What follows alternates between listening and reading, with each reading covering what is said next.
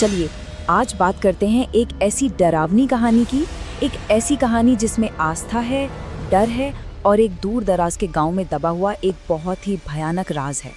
तो कहानी की शुरुआत होती है आधी रात से। घना अंधेरा है और एक पुजारी है जिसका नाम है अघोरम। वो एक बहुत ही खौफनाक मूर्ति के सामने मंत्र पढ़ रहा है। सोचिए जरा, एक ऐसी मूर्ति जिसका शरीर तो इंसान का है लेकिन सर भैंस का, और उसके पेट में एक भट्टी जल रही है। अब ये जो पूजा पाठ हो रहा है ना, ये उस गांव के लिए जिंदा रहने का सवाल है। उनका मानना है, उनका एक विश्वास है कि अगर देवता मौलक को एक बलि चढ़ा दी जाए तो गांव में जो सूखा पड़ा है, जो बीमारियां फैली हैं, जो अकाल है, वो सब खत्म हो जाएगा। तो चलिए अब जरा गांव के इस काले अनुष्ठान के बारे में और जानते हैं। लेकिन इस मुसीबत से बचने की एक बहुत बड़ी कीमत चुकानी पड़ती है। एक ऐसी कीमत जो पूरे समाज में एक गहरा और दुखद टकराव पैदा कर देती है। और यहीं पर कहानी का सबसे बड़ा नैतिक सवाल खड़ा होता है। एक तरफ है एक बेबस माँ सरला और दूसरी तरफ है पूरे गांव का तर्क। सरला कहती है, मैं भूखी मर जाऊंगी, बीमारी सह लूंगी, पर अपने बच्चे की बलि नहीं दूंगी। वहीं गांव वाले कहते हैं, अरे ये तो कबीले के लिए आशीर्वाद है, गांव को बचाने के लिए उसे सालों साल याद रखा जाएगा।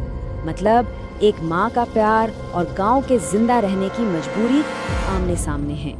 अब इस तनाव और डर से भरे माहौल में एंट्री होती है एक बाहरी आदमी की, एक ऐसा इंसान जो अनजाने में ही इस पूरे राज से पर्दा उठाने वाला है। मिलिए राकेश से। ये जिला शिक्षा विभाग का एक सरकारी अफसर है, एकदम नियमों और तर्क से चलने वाला आदमी। इसे गांव भेजा गया है एक सीधी सादी जांच के लिए कि भाई स्कूल के बच्चे अचानक कहाँ गायब हो गए। राकेश को बिल्कुल अंदाजा नहीं है कि वो किस अंधेरे का सामना करने वाला है। देखिए, उसके आने की जो सरकारी वजह है वो तो बड़ी सिंपल है। गांव के स्कूल में साल की शुरुआत में 75 बच्चे थे, फिर बीच में सिर्फ 19 रह गए और आखिर में 0, स्कूल ही बंद हो गया। इसी की जांच करने राकेश आया है। तो अब राकेश अपनी जांच शुरू करता है, लेकिन गांव का जो माहौल है ना, वो बड़ा बेचैन करने वाला है। लोग कुछ भी बताने से कतरा रहे हैं और ये सब देखकर मामला और भी ज्यादा रहस्यमयी लगने लगता है। सबसे पहली चीज जो राकेश को खटकती है वो है गांव का अजीब सा सन्नाटा। गलियों में कहीं कोई बच्चा न दिख रहा है, न सुनाई दे रहा है। एक ऐसा गांव जहां बच्चों के खेलने की आवाजें ही ना हो। कितना अजीब है ना। और फिर उसकी नजर पड़ती है कुछ बच्चों पर। जब वो उनसे पूछता है, बच्चों क्या खेल रहे हो, तो जवाब मिलता है, बलि का खेला। वो बच्चे एक मिट्टी की मूर्ति के साथ बलि देने की रस्म का खेल खेल रहे होते हैं। अब सवाल ये उठता है कि इन बच्चों ने इतना डरावना खेल सीखा कहाँ से। जाहिर है ये सिर्फ एक खेल नहीं है, ये तो उस भयानक सच्चाई की परछाई है जो इस गांव की संस्कृति का हिस्सा बन चुकी है। और यही देखकर राकेश के दिमाग में शक गहराने लगता है। और बस यहीं से कहानी अपने सबसे खौफनाक मोड़ पर पहुंचती है। अब सच सामने आने वाला है, जहां राकेश का तर्क पुजारी अघोरम की काली ताकतों से टकराएगा। और फिर जो खुलासा होता है वो सबके होश उड़ा देता है। अघोरम खुद कबूल करता है, ये मूर्ख गांव वाले नहीं जानते कि ये कोई देवता नहीं, शैतान है। जी हाँ, वो किसी भगवान की नहीं बल्कि एक शैतान की पूजा करता था और अपने फायदे के लिए पूरे गांव को धोखा दे रहा था। उसकी पूरी साजिश देखिए कितनी शैतानी थी। पहला कदम, वो खुद गांव में सूखा, अकाल और बीमारी फैलाता था। दूसरा कदम, वो बहाना बनाता था कि देवता मोलक नाराज हैं। तीसरा कदम, फिर वो कहता था कि देवता को शांत करने के लिए एक बच्चे की बलि चाहिए। और चौथा कदम, उस बलि की पूजा से मिली ताकत को वो खुद सोख लेता था और ज्यादा शक्तिशाली बनने के लिए।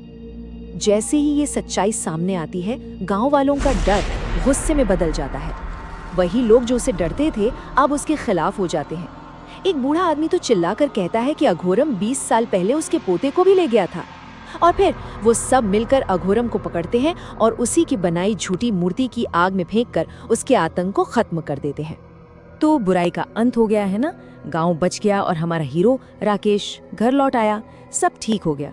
लेकिन जैसा कि अच्छी हॉरर कहानियों में होता है, कहानी यहाँ खत्म नहीं होती। एक तरह से देखें तो सब कुछ ठीक हो जाता है।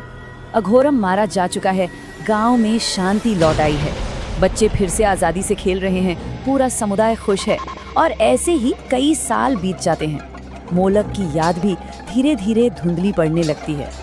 और फिर आता है कहानी का सबसे ठंडा, सबसे डरावना मोड़। सालों बाद एक शख्स उस दफन की हुई मूर्ति को जमीन से खोदकर बाहर निकालता है और कहता है, पिताजी, वापस लौटने का समय आ गया है। और ये कोई और नहीं बल्कि अघोरम का बेटा है, जो अपने बाप के अधूरे काम को पूरा करने के लिए लौट आया है। तो क्या कोई श्राप सच में कभी खत्म होता है? ये कहानी हमें इसी एक सवाल के साथ छोड़ जाती है। क्या बुराई सिर्फ एक इंसान में होती है या फिर वो एक सोच है, एक ऐसा चक्र जो बार बार खुद को दोहराने के लिए ही बना है?